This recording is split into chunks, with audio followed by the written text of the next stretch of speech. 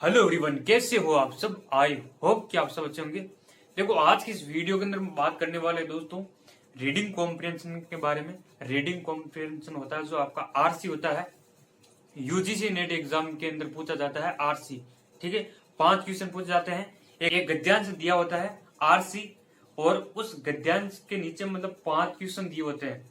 वो 5 क्वेश्चन है, उन गद्यांश में से आपको मतलब सही करने होते हैं। ठीक है दोस्तों, उस गद्यांश को पढ़ के, कॉम्प्रिहेंशन को पढ़ के मतलब आपको उन जो 5 क्वेश्चन है उनका मतलब आंसर करना होता है। ठीक है दोस्तों, तो ये फ्री के मार्क्स है दोस्तों। आप थोड़ी सी समझ के साथ अगर जो रीडिंग कॉम्प्रिहेंशन है आरसी उसको सोल्व करते हो तो आपके जो 10 मार्क्स है, ठीक है दोस्तों, 5 मार्क्स के 5 क्वेश्चन के जो 10 मार्क्स है वो आपके मतलब आराम से आ सकते हैं। ठीक है दोस्तों, एक भी क्वेश्चन आपका गलत नहीं होगा।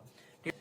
किस प्रकार करना है कि मतलब आपके जो क्वेश्चन है आरसी के रीडिंग कॉम्प्रिहेंशन के एक भी क्वेश्चन गलत ना हो। ठीक है दोस्तों, देखो दोस्तों, आपको पहले आरसी को पढ़ना है। ठीक है दोस्तों, जो रीडिंग कॉम्प्रिहेंशन है उसको आपको पढ़ना है, और उसको पढ़ने के बाद क्वेश्चन देखना है कि भाई किस प्रकार क्वेश्चन पूछे जा रहे हैं। ठीक है दोस्तों, उन क्वेश्चन को देखना है।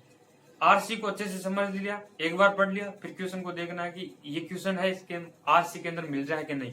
ठीक है, पर्यावरण से संबंधित आपका आरसी आ गया, या राजनीति से संबंधित किसी कोई भी टॉपिक है उससे मतलब आरसी आपका पूछा जा सकता है। तो आपको चाहे उस टॉपिक से संबंधित जिस टॉपिक से आरसी आता है, ठीक है, जिस टॉपिक के अंदर आरसी पूछा जाता है उसके अंदर चाहे कितनी भी नॉलेज हो आपको, ठीक है, सही जानकारी हो, लेकिन जो रीडिंग कॉम्प्रिहेंशन पूछा जाता है ना, वो रीडिंग कॉम्प्रिहेंशन के आधार पर आपके आंसर होने चाहिए। ठीक है दोस्तों, उस रीडिंग कॉम्प्रिहेंशन के अंदर जो गद्यांश के अंदर जो लेखक है ना, लेखक क्या कहना चाह रहा है उस लेखक के अनुसार चलना है आपको। प्रश्न है जो क्वेश्चन पूछे जा रहे हैं नीचे, उनका जो उत्तर है वो आपको गद्यांश के आधार पर होना चाहिए, ना कि बाहरी कोई जानकारी के आधार पर। ठीक है, चाहे लेखक कैसे भी मतलब उस टॉपिक्स के बारे में बात बोल रहा है उस गद्यांश के अंदर, उस गद्यांश के बाहर मतलब आपका आंसर नहीं होना चाहिए। गद्यांश के अंदर जो बात बोली जा रही है वही मतलब उन जो आंसर जो क्वेश्चन है उनकी बात होगी। ठीक है दोस्तों, तो क्वेश्चन का आंसर है वो आपको गद्यांश में से ही ढूंढ के देना है।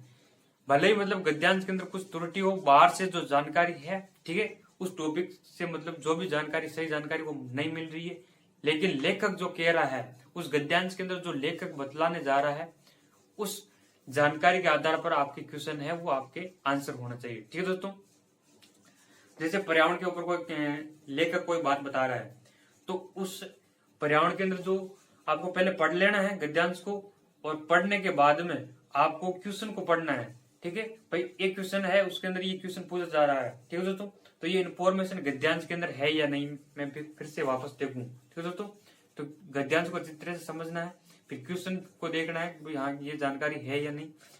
अगर आपने अच्छी तरीके से पढ़ा तो आप क्वेश्चन पढ़ते ही मतलब आपको पता चल जाएगा कि हाँ गद्यांश के अंदर इस चीज की बात हो रही है। ठीक है दोस्तों, तो क्वेश्चन गद्यांश पढ़ो, क्वेश्चन पढ़ो, उसके बाद आप फिर से मतलब उसके अंदर देखो कि ये चीज गद्यांश के अंदर बोली जा रही है कि नहीं। ठीक है दोस्तों, तो आपका जो फोकस है वो गद्यांश के बेसिस पर, ठीक है दोस्तों, आपका जो आंसर है वो गद्यांश के आधार पर आपका आंसर होना चाहिए। आपके एक भी क्वेश्चन गलत नहीं होंगे। ठीक है दोस्तों, कई स्टूडेंट क्या करते हैं कि मतलब जो गद्यांश के अंदर बात बोली जा रही है और जो एक्चुअल में उन्होंने जो टॉपिक पढ़ा है उसके बारे में वो मतलब अंतर समझते हैं कि यार ये चीज गलत है, ठीक, ये हो ही नहीं सकती, तो उनका क्या कि वो गलत हो जाता है क्वेश्चन। ठीक है दोस्तों, लेकिन आपको ऐसा नहीं करना है।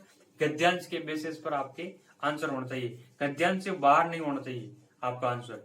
यानी कि आपको समझना है कि मुझे ये जो गद्यांश के अंदर जो लेखक बोल रहा है ना, जो ऑथर लेखक जो जानकारी यहाँ पर गद्यांश के अंदर बता रहा है या जो चीज बता रहा है उस टॉपिक के बारे में, ये जानकारी सही है, ये एकदम सही है, मतलब मुझे इससे बाहर नहीं जाना है, ये जो बता रहा है वही मतलब एक्चुअल में है, रियल है। ठीक है दोस्तों, तो उसी के बेसिस पर आपके क्वेश्चन है उनके आंसर आपको देना है। ठीक है दोस्तों, तो पहले गद्यांश को पढ़ना है, जैसे आपको अच्छा लगे। आप पहले क्वेश्चन को भी पढ़ सकते हो या गद्यांश को पढ़ सकते हो, जैसे आपको अच्छा लगे, लेकिन गद्यांश पढ़ के आप क्वेश्चन पढ़ के मतलब गद्यांश को पढ़ने के बाद, लेकिन गद्यांश पढ़कर फिर आप क्वेश्चन को पढ़ोगे तो आपको मतलब आंसर आराम से मिल जाएगा। आपका ज्यादा टाइम है एग्जाम के अंदर कंज्यूम नहीं होगा। ठीक है दोस्तों, तो ये इंफॉर्मेशन है। आप कैसी लगी, अच्छी लगी तो आप वीडियो को लाइक करो, और ये जो इन्फॉर्मेशन है ना दोस्तों, ये जो आपका तरीका है ना, इस तरीके से आप एग्जाम के अंदर, नेट एग्जाम के अंदर क्वेश्चन आप करोगे गद्यांश को पढ़कर और फिर क्वेश्चन को पढ़कर फिर उनके अंदर आंसर दोगे आप, तो आपका जो क्वेश्चन है वो गलत नहीं होगा। ठीक है दोस्तों, सारे के सारे क्वेश्चन आपके राइट हो जाएंगे। इस फॉर्मूले से आपको करना है। ठीक है दोस्तों, तो ये बेस्ट तरीका है गद्यांश को सोल्व करने का। आपके जो 500 के क्वेश्चन है, 500 के 500 क्वेश्चन वो सही हो जाएंगे। 10 मार्क्स है वो आप यहाँ से फ्री से आपको मिलते हैं। ठीक है दोस्तों, बस थोड़ा सा दिमाग लगाने की जरूरत होती है। तो मिलते हैं नेक्स्ट वीडियो के अंदर, तब तक के लिए wish you all the best. Thank you.